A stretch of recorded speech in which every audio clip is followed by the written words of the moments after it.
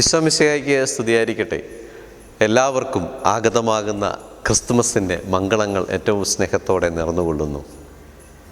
സ്വർഗം ഏറ്റവും മനോഹരമായ രീതിയിലാണ് ക്രിസ്തുവിൻ്റെ ജനനത്തിനായിട്ട് ഒരുങ്ങുക. വ്യക്തികളെയും സാഹചര്യങ്ങളെയും എല്ലാം അതിൻ്റേതായ രീതിയിൽ ഏറ്റവും മനോഹരമായ രീതിയിൽ ഒരുക്കിയെടുത്തു. ഭൂമിയിൽ മനുഷ്യർക്ക് സമാധാനവും പ്രത്യാശയും എപ്പോഴും എന്നേക്കും എന്ന് മാലാഖമാർ പാടി. നമുക്ക് സമാധാനം നൽകാൻ, പ്രത്യാശയിൽ ജീവിക്കാൻ, കൃപയുള്ള ജീവിതമാക്കി മാറ്റാൻ ഒരു മനുഷ്യ വ്യക്തി പൂർണ്ണതയിൽ എത്തിച്ചേരാൻ വേണ്ടി സ്വർഗം എത്രമാത്രം ത്യാഗമെടുക്കുന്നു. നമുക്കും ആ ത്യാഗത്തോടെ സ്നേഹത്തോടെ അത് സ്വീകരിക്കാനായിട്ട് സാധിക്കട്ടെ. ഈ ക്രിസ്മസിനായിട്ട് നമ്മുടെ ഹൃദയം നമുക്ക് ഏറ്റവും മനോഹരമായ രീതിയിൽ ഒരുക്കാൻ സാധിക്കട്ടെ. പരിശുദ്ധ അമ്മയെ ഒരുക്കിയത് അതേ സാഹചര്യത്തിലൂടെയായിരുന്നു. വേദനകളുടെ നടുവിലും സങ്കടങ്ങളുടെ നടുവിലും ദുഃഖങ്ങളുടെ നടുവിലുമൊക്കെ, വലിയ പ്രതിസന്ധികളുടെയും സഹനങ്ങളുടെ നടുവിലൊക്കെ പരിശുദ്ധ അമ്മയെ ഒരുക്കി വാർത്തെടുത്തു. ലൂക്കാസ് സുവിശേഷം 1-ാം അധ്യായത്തിൽ 46-ാം വാക്യം മുതൽ കാണുന്നുണ്ട്, എൻ്റെ ഹൃദയം കർത്താവിൽ ആനന്ദിക്കുന്നു എന്ന്. വേദനകളുടെ നടുവിൽ നിന്നുകൊണ്ട് ഒരു സ്ത്രീ ഏറ്റവും മനോഹരമായ രീതിയിൽ നമ്മുടെ മുമ്പിൽ പറഞ്ഞു വയ്ക്കുകയാണ്, എൻ്റെ ഹൃദയം കർത്താവിൽ ആനന്ദിക്കുന്നു എന്ന്. യൗസേപ്പ് പിതാവ് വേണ്ട എന്ന് പറഞ്ഞുകൊണ്ട് ഇട്ടിട്ട് പോകാൻ ശ്രമിക്കുമ്പോഴും ദൂതൻ പ്രത്യക്ഷപ്പെട്ട് ശക്തി പകരുകയാണ്, ഹൃദയം കർത്താവിങ്കിലേക്ക് തിരിക്കുകയാണ്.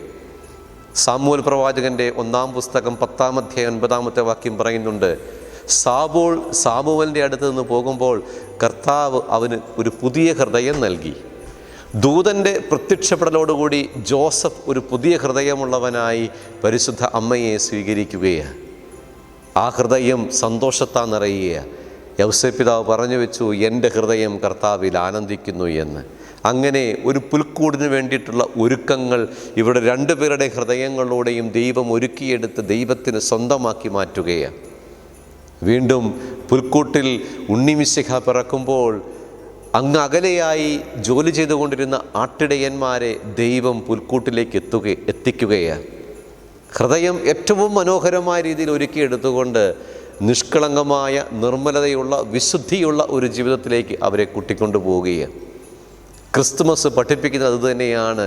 നിർമ്മലതയുള്ള വ്യക്തിയാകുക, നിഷ്കളങ്കമായൊരു വ്യക്തിയാകുക, എളിമയുടെയും സ്നേഹത്തിൻ്റെയും അനുസരണത്തിൻ്റെയും ഒരു വ്യക്തിയാവുക എന്നുള്ളതാണ്. അങ്ങനെ ദൈവം അവരെ ഒരുക്കിയെടുത്ത് ദൈവത്തിൻ്റെ സ്നേഹത്തിലേക്ക് അവരെ കൂട്ടിക്കൊണ്ടു പോവുകയാണ്. ആട്ടിടയന്മാർ ദർശിച്ചു കഴിഞ്ഞപ്പോൾ ഹൃദയം സന്തോഷത്താൽ നിറഞ്ഞു, പ്രസന്നതയാൽ നിറഞ്ഞു. പുറപ്പാട് പുസ്തകം 34-ാം അധ്യായം 35-ാമത്തെ വാക്യത്തിൽ കാണുന്നുണ്ട്, മോശ ദൈവത്തിൻ്റെ പക്കൽ നിന്ന് കടന്നു വന്നപ്പോൾ മുഖം പ്രകാശിതമായി എന്ന് ജനം പറഞ്ഞു വെച്ചു. മുഖം പ്രകാശിതമാവുകയാണ് ദൈവത്തെ കാണുമ്പോൾ.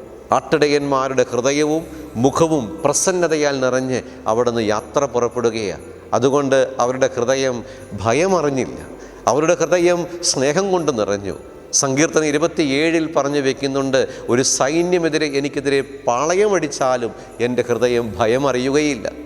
ഹെറോദോസ് എന്ന രാജാവിനെയോ അവൻ്റെ സൈന്യത്തെയോ അതിനെ ഭയപ്പെടാതെ ഈ മൂന്നാട്ടിടയന്മാർ ബത്ലഹേമിൽ നിന്ന് മറ്റൊരു വഴിയെ, ദൂതൻ കൽപ്പിച്ച വഴിയെ പോവുകയാണ്. ഇവിടെയാണ് നമ്മുടെ ഹൃദയത്തിലും നമ്മുടെ കുടുംബജീവിതത്തിലും വ്യക്തിജീവിതത്തിലുമൊക്കെ ദൈവത്തോട് ചേർന്നിരിക്കാൻ, സ്നേഹത്തോട് ചേർന്നിരിക്കാൻ, ഭയമറിയാതെ ഹൃദയത്തെ വിശുദ്ധിയിൽ കാസൂക്ഷിക്കാൻ നമുക്ക് സാധിക്കട്ടെ. എല്ലാവർക്കും ക്രിസ്മസിൻ്റെ മംഗളങ്ങൾ ഏറ്റവും സ്നേഹത്തോടെ നേർന്നുകൊള്ളുന്നു.